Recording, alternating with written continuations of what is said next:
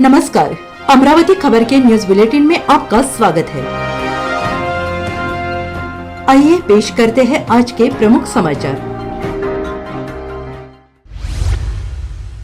अमरावती शहर में फैले कचरे के साम्राज्य के खिलाफ आज शहर कांग्रेस कमेटी ने मोर्चा निकाला है, लेकिन इस मोर्चे पर असली शेर विदर्भ संगठन के संस्थापक नितिन मोहड़ ने कड़ी प्रतिक्रिया दी है।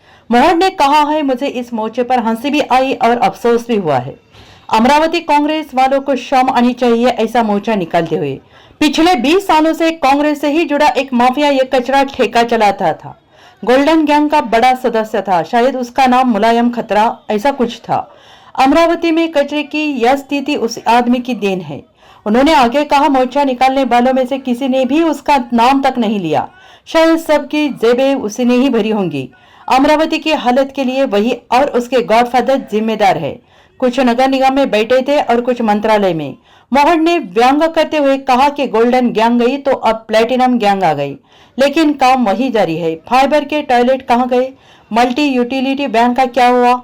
अख्तर ने जकात ठेकों में अमरावती को लूट लिया और उसे मदद करने वाले भी यही पुराने गोल्डन गैंग वाले थे। अंत में उन्होंने तंज करते कसते हुए कहा, अमरावती को स्वच्छ हवा का पुरस्कार कैसे मिला? समझ से परे है। जिसने दिया होगा वह शायद नशे में होगा। नमस्कार, मैं नितिन मोहड़, असली शेर संगठक। देखिए, ये जो कल कांग्रेस वालों ने कचरे के खिलाफ में जो मोर्चा निकाला और जो भी तमाशा किया, उसका मुझे बहुत अफसोस भी हो रहा है और उसकी हंसी भी आ रही है। क्योंकि ये कांग्रेस वालों को, जो उसमें कुछ लोग शामिल थे, उनको क्या अधिकार है कि जबकि 20 साल तक का कचरे का ठेका एक ही आदमी का, जिसका नाम है मुलायम खतरा, अभी आप समझ गए होंगे कौन है, सत्यानाश करने वाले वही लोग हैं। आज 100 करोड़ों रुपए में एक कचरा उठाने का काम दिया जाता है, लेकिन पूरे अमरावती में कचरे का साम्राज्य फैला पड़ा है। और मुझे हंसी ऐसी आती है कि उस आदमी ने जो ठेका लिया कचरे का, वो आदमी ने 15 साल तक लोगों को बेवकूफ़ बनाया।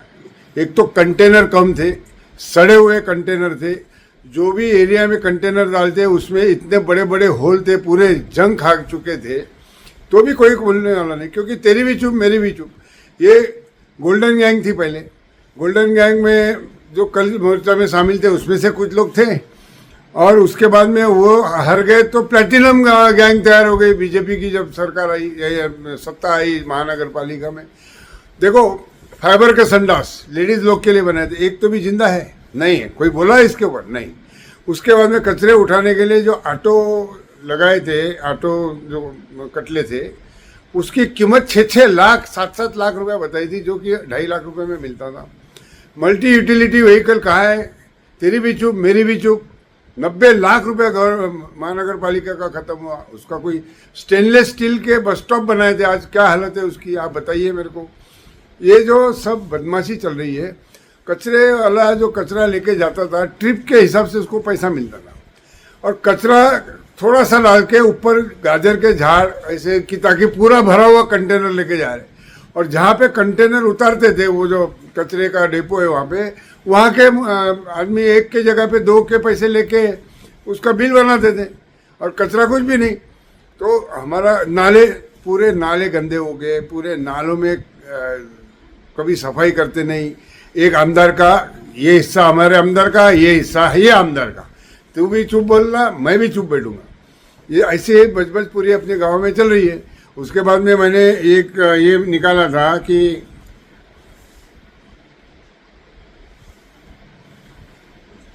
आज मुझे बताइए कि ये कांग्रेस वालों ने कल जो तमाशा किया, उन्होंने वो आदमी का एक तो भी नाम लिया क्या कि जिसने ठेका उठाया था? क्यों नहीं लिया? डरपोक है। एक तो डरपोक है, या तो फिर उनको उनके जेब भरे हुए हैं।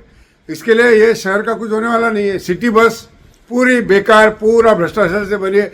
मुसलमान 1,20,000 मुसलमान ये एरिया में रहते हैं, वो हमारे गांव के नागरिक है। उनके एरिया में एक भी बस नहीं, जबकि टाइम टेबल में बसेस लिखी हुई है। बोलते वो पुल का काम चालू है, पुल का काम चालू है, तो भाई 10-10 चक्के के कंटेनर कैसे जा रहे, ट्रक कैसे जा रहे? यानी वहाँ पे भ्रष्टाचार, सब जगह पे पूरा भ्रष्टाचार। और वसूली करने के लिए पूरे लोग तैयार। आज देखो रास्ते की हालत क्या हुई है। अब फिर एक कांग्रेस वाले मोर्चा निकालते, फिर वो कल बीजेपी वाले मोर्चा निकालेंगे।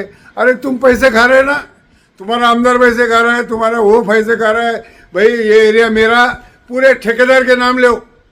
अरे सालों ने कभी घर का कचरा नहीं निकाला, घर में कभी झाड़ू नहीं मारा, वो लोगों को करोड़ों के तुम कचरे के। मैं तो बोलता हूँ कि एक जैसे मच्छी मार लोगों के लिए तालाब दिए जाते हैं, उनकी सोसाइटियाँ बना के, वैसी मेहतर लोगों की सोसाइटियाँ बनाओ और मेहतर लोगों के सोसाइटी को ये काम दो।